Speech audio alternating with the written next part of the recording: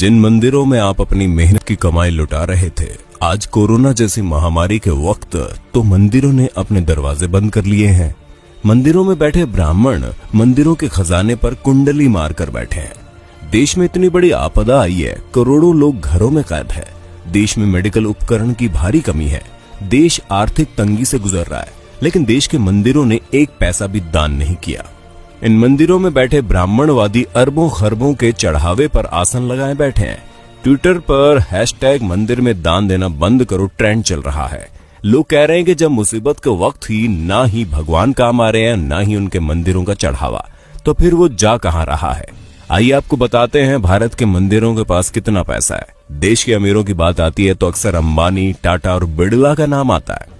हालांकि आपको ये जानकर हैरानी होगी कि देश में कुछ मंदिर ऐसे भी हैं जिनके पास इन अरबपतियों से भी ज्यादा संपत्ति है। केरल का पद्मनाभ स्वामी मंदिर भारत के सबसे अमीर मंदिरों की सूची में आता है।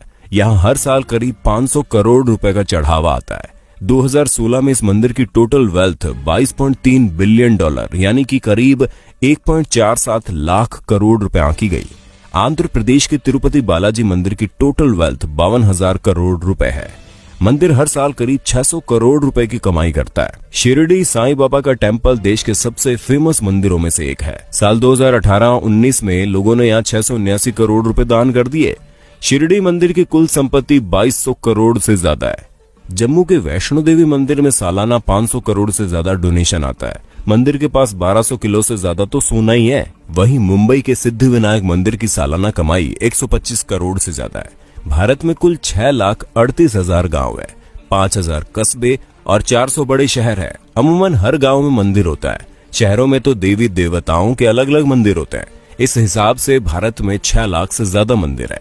सोचिए इस देश की कितनी बड़ी संपत्ति पर सिर्फ और सिर्फ ब्राह्मणों का कब्जा है।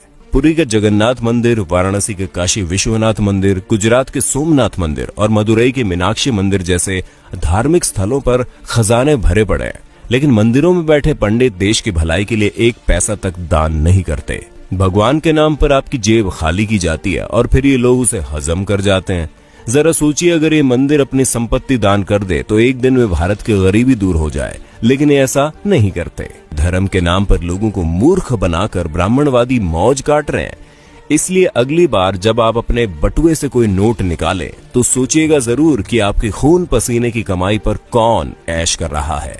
मंदिर में या मस्जिद में सीमेंट की बोरी देने से पहले पड़ोस में देख लीजिए, अगर कोई गरीब हो तो आटे की बोरी पहले दीजिए। दान करना गलत नहीं है, लेकिन सोचने वाली बात है कि आखिर मंदिर में किए गए दान से किसका भला होता है। मंदिरों में दान करने वालों की मानसिकता क्या होती है। अपने देश में इतनी ज्यादा गरीबी है कि उनकी चिंता किसी को नहीं है। कई किसान भूख से मर जाते हैं, पर उनकी मदद करने के लिए कोई आगे नहीं आता। लेकिन मंदिरों में लाखों नहीं बल्कि करोड़ का गुप्त दान दिया जाता है। आखिर इस दान से हासिल क्या होता है, किसको मिलता है इसका लाभ। हम एक बात साफ कर दें, हम कोई नास्तिक नहीं है। भगवान ने हमारी भी उतनी आस्था जितनी होनी चाहिए। लेकिन सोचने वाली बात यह है कि आस्था जताने के लिए मंदिरों में दान करना जरूरी है। अगर नहीं तो फिर जो लोग मंदिरों में बेतहाशा दान करते हैं, उनके पीछे की मानसिकता क्या है।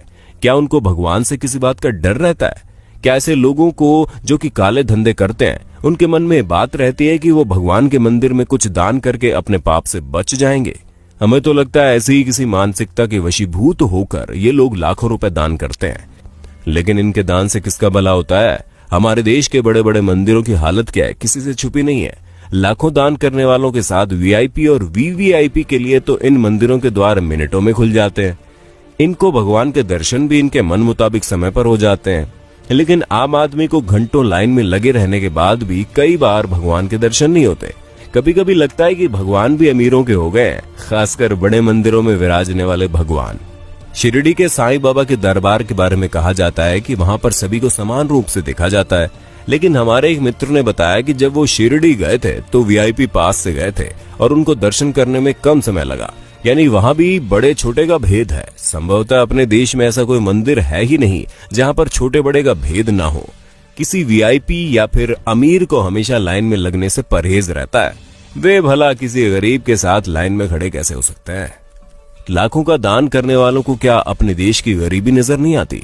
क्या ऐसा दान करने वाले लोग इन खैराती अस्पतालों, अनाथ आश्रमों में दान करने के बारे में नहीं सोचते। जिन आश्रमों में ऐसे बच्चों को रखा जाता है, जिन बच्चों में संभवतः ऐसे बच्चे भी शामिल हैं जो किसी अमीर की अय्याशी की निशानी के तौर पर किसी बिन ब्याही माँ की कोख से पैदा होते हैं, क्या लाखों दान करने वालों को अपने देश के किसानों की भूख से वो मौतें नजर नहीं आती? हम तो इतना जानते हैं कि किसी भूखे को खाना खिलाने से लाखों रुपए के दान से ज्यादा का पुण्य मिलता है। किसी असहाय और गरीब की मदद करने से उनके दिल से जो दुआ निकलती है वो दुआ बहुत काम की होती है। हम मंदिरों में दान करने के खिलाफ कतई नहीं है, लेकिन किसी भी मंदिर में दान उतना ही करना चाहिए जितने से उस मंदिर में होने वाले किसी काम की मदद हो जाए। जो मंदिर पहले से ही पूरी तरह से साधन संपन्न हैं, उन मंदिरों में दान देने का क्या फायदा? दोस्तों, अगर आपको ये वीडियो अच्छी लगी तो हमारे चैनल को सब्सक्राइब करना ना भूलें, अपने दोस्तों के साथ वीडियो को शेयर कर दें